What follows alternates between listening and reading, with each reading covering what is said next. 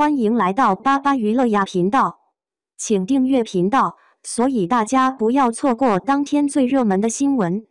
我们今天的时事通讯包括以下内容：12年蜕变，诚意摆脱跑龙套命运，站稳娱乐圈。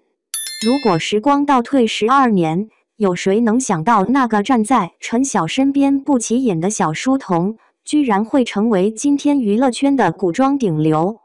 当年默默站在一旁等着出镜的他，怎么看都是跑龙套的背景板。然而时光是最残酷也是最公平的裁判。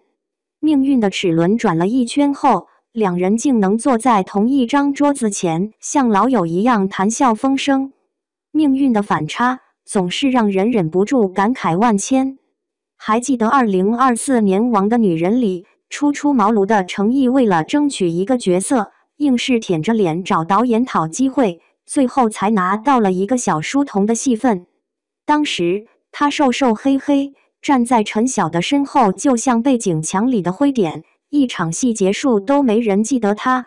那个时候的他，不仅戏份少得可怜，连摄影机都似乎懒得多给他一个镜头。你能想象吗？就在这样的小透明日子里，他熬过了整整10年。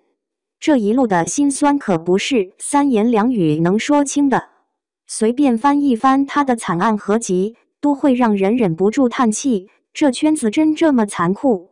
曾经的他，明明在琉璃发布会上强忍泪水，却被恶意剪辑成黑脸，引发网友集体吐槽。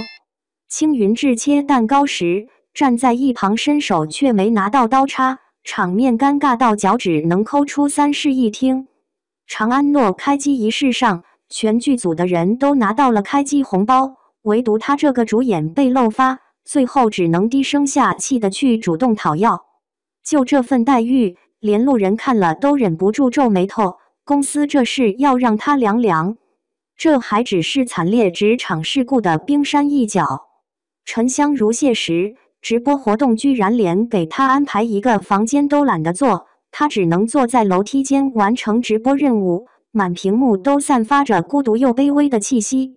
后来，他终于凭着莲花楼迎来了一次事业巅峰，却又被公司防爆热度明明高到吓人，在线观众数量上百万，热搜榜却像死机了一样纹丝不动。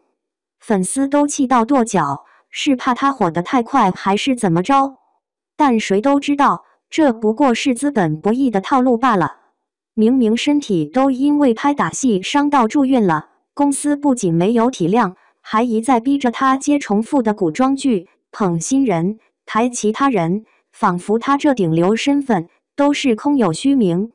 即便如此，这个男人硬是凭着韧劲走到了今天，靠的不是什么捷径，而是那种一点一滴熬出来的实力和态度。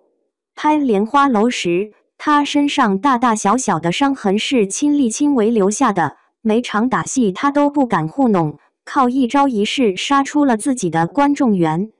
他就像一块沉在泥沙里的金子，哪怕周围布满污浊，也依然会发光。如今，他终于站在了最亮的聚光灯下，而那些曾经嘲笑他、轻视他的人，现在也得服气了吧？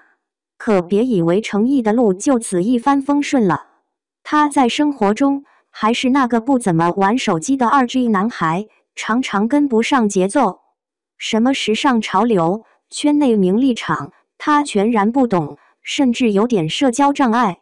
在爱奇艺尖叫之夜，他一脸迷茫地站在人群里，热情的曾舜晞上前打招呼，他却猛地像个不知所措的小学生。好不容易坐到了自己的位置，又被喊上台领奖，居然差点没反应过来，硬是被曾舜晞拉着才迈开脚步。领奖时，话筒递到他手里，他就像碰到烫手山芋一样，飞快说了2句，又立刻递给旁边的人。这紧张又憨厚的样子，怎么看都不像是个成名多年的演员，倒更像是个刚进公司的新人。偏偏这种反差萌更让人忍不住喜欢。他的迷糊背后是一种少有的纯粹和真诚。盛典现场，当其他嘉宾忙着和名利场中的资源人精社交时，他却只顾着让工作人员帮他和粉丝拍合照，更别提他对舞台表演的专注程度。别人都走了，他却一直端坐在原位，直到所有表演结束才起身离场，还不忘向现场工作人员深深鞠躬致谢。那一刻，就算全场只剩他一个观众，他也全心全意地沉浸在表演中。12年的打拼路，说短不短，说长也不过是一眨眼的光阴。可程毅硬是靠着一点点积累，把曾经嘲笑他不行的人全都打了脸。他的成功不是偶然，而是靠着脚踏实地一步步拼出来的。从一个在陈晓身后连名字都不起眼的书童，到如今坐在古装剧顶流的宝座上，他走过的路，让人看了只想说一句：该他火了。